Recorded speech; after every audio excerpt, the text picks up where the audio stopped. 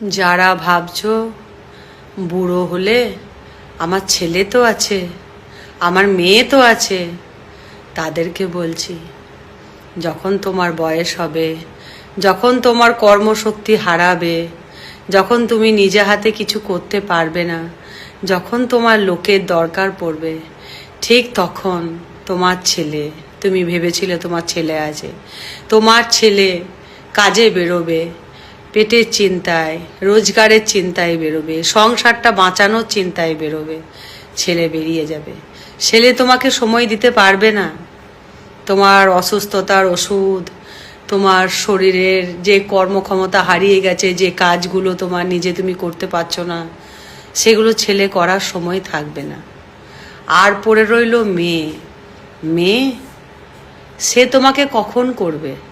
তারও তো একটা সংসার তুমি করে দিয়েছো, তারও একটা সংসার আছে। সে ছেলে মানুষ করবে, ছেলেদের স্কুলে পাঠাবে, স্বামীর অফিসের ভাত রান্না করবে, শ্বশুর শাশুড়িকে দেখবে, কিন্তু তোমার বেলায় সে সময় পাবে না, সে আসতে পাবে না। তার পরিস্থিতি এমনই থাকবে যে সে আসতে পারবে না, তোমাকে সারাক্ষণ দেখার মতন তার সময় থাকবে না। পড়ে রইল কে জানো? পড়ে রইল তোমার স্বামী কিংবা তোমার বউ। বয়স হলে স্বামী বউয়ের কাছে থাকে আর বউ স্বামীর কাছে থাকে। এরাই করে, স্বামী স্ত্রীতেই করে, আর অন্য কেউ করে না। তাই এখন থেকে বউদের সম্মান দাও।